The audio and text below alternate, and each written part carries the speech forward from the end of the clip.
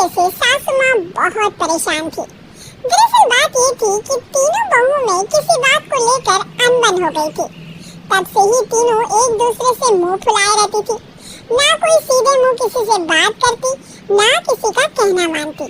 पड़ोसी भी इस बात को जानते थे और जाने कैसे कैसे बातें भी करते। इसीलिए सासू माँ ने तीनों बहुओं को तुरंत अपने कमरे में बुलाया।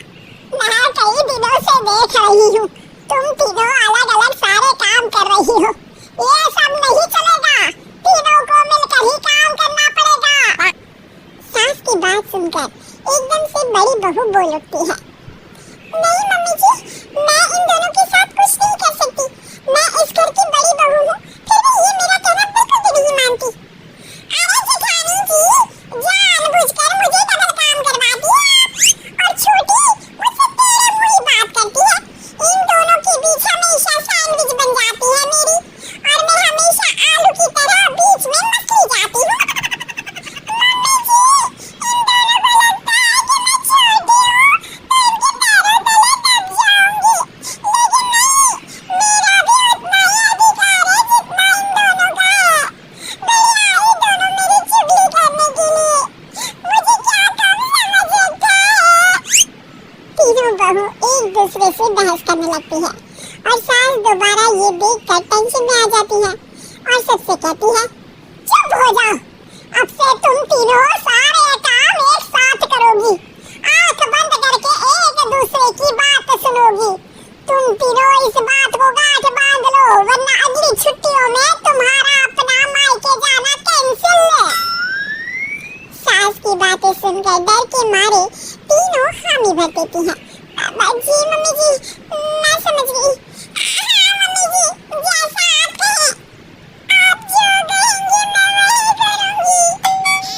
तीनों बहू सास की बात को गांठ बांध लेती है और वादा करती है कि अब से सारे काम वो तीनों एक साथ मिलकर ही करेंगी। ये सब देखकर सास खुश हो जाती है और वहाँ से चली जाती है। नीचे जाकर वो देखती है कि घर में शर्मा जी आए हुए होते हैं। सास जोर से आवाज लगाकर कहती है, अरे बहू, जरा चाय बनाकर तो लाना, शर्मा जी आए हैं। सास की बात सुनकर तीनों बहू तुरंत किचन की ओर भागती है और चाय बनाना शुरू कर देती है। मुझे तो एकदम मसाले वाली कड़क चाय पसंद है, तो हम शर्मा जी के लिए मसाले वाली चाय ही बनाएंगे। अरे नहीं दीदी, गर्मी के मौसम में मसाला चाय कौन पीता है? मैं तो शर्मा जी के लिए इलायची वाली चाय ही बनाऊंगी। ये कैसी बात कर रही हैं आप दोनों? मेरी मम्मी ने सिखाया है कि मेहमान को ज्यादा दूध और शक्कर वाली चाय देनी चाहिए, वरना वो घर वालों को कंजूस समझते हैं। तो मैं तो शर्मा जी को ऐसी ही चाय दूंगी। तीनों बहुएं अपने अपने तरीके से चाय में शक्कर, मसाला, पत्ती सब डाल देती है। उबलने के बाद तीनों मिलकर चाय बाहर लेकर जाती हैं और शर्मा जी और सासू माँ को देती हैं। चाय पीने के बाद शर्मा जी सासू माँ को देखकर शर्मा जाते हैं और शर्मिंदा महसूस करते हैं कि आखिर उन्होंने चाय पीने के लिए हामी क्यों भरी। सासू माँ भी चाय पीना शुरू करती हैं और कहती हैं, अरे बहू, ये कैसी चाय बनाई है? चाय है या मीठे दूध की बासुंदी? चाय अच्छी नहीं लगी क्या? कोई बात नहीं, हम पराठा बना कर लाते हैं। चलो चलो अंदर। हाँ चलो। हाँ पीऊँ मैं भी। नहीं, मेरा पेट चाय नहीं चौपट कर दिया वही काफी है। पराठे से पोपट नहीं करवाना, मैं तो चलता हूँ। शर्मा जी चुपचाप पतली गली से निकल जाते हैं। अगले दिन सास बहुओं से कहती है, अरे बहू, जाओ जाके ऊपर के गेस्ट हाउस की सफाई कर दो। कल हमारे यहाँ मेरे दूर के रिश्तेदार आने वाले हैं, तो पूरे कमरे को चमका देना, समझी? तीनों बहू सास की बात को मानकर ऊपर सफाई करने चली जाती हैं और तीनों कमरे की सफाई चालू कर देती है। बड़ी बहू मकड़ी के जाले साफ करती है, तो बीच वाली झाड़ू लगाना और छोटी वाली सर्फ डालकर जमीन धोना शुरू कर देती है। अरे दीदी, जेठानी जी, अभी मैंने पूरी फर्श धोई और आप फिर से धूल नीचे गिरा रही हैं। और मछली जेठानी जी, आप बिना झाड़ू की धूल यहाँ छटक रही हैं। अरे तीनों को साफ करना है, एक साथ सफाई करते वही तो, हम साथ साथ हैं, घर साफ साफ है। तीनों बहू ऐसे ही काम में उलझ जाती है और 2 घंटे तक एक ही कमरे की सफाई करती रहती है। बहुत देर से अपनी बहुओं को ना देखने के कारण सास ऊपर कमरे में उन्हें देखने जाती है, लेकिन कमरे में घुसती ही वो गीली फर्श पर फिसलने के कारण नीचे गिर जाती है। ओरे मोरे मैया, हड्डी मरोड़ के रख दी, आए मेरी तो कमर ही टूट गई रे।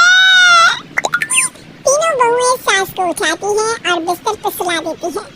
अरे मेरे हाथ पैर दर्द कर रहे हैं, दबा दो आराम मिलेगा। हाँ जी माँ जी, अरे जी माँ जी, माँ जी। और तीनों बहुएं एक साथ सास के हाथ को दबाना शुरू कर देती हैं। माँ की तो चीख ही निकल जाती है और नतीजा ये होता है कि सास के बचे हुए शरीर में भी दर्द उठ जाता है। हाय राम, ये क्या कर दिया तुम तीनों ने। अरे मेरी तो किस्मत ही फूटी है कि तुम जैसी बहुएं मुझे मिली। हे भगवान, पूरे शरीर में दर्द बढ़ गया है। अब तो पता नहीं कि चल भी पाऊंगी या नहीं। माफ करो, मुझे गलती हो गई मुझसे कि तुम तीनों को एक साथ काम करने के लिए बोला। सोचा था तीनों मिलकर अच्छे से काम करेगी, लेकिन बड़े बुजुर्ग सही कहते थे कि 3 तिगाड़ा काम बिगाड़ा। तुम लोगों ने ये बात ना आज साबित करके दिखा दी। तुम तीनों को तो समझाना यानी मानो भैंस के आगे बीन बजाना है।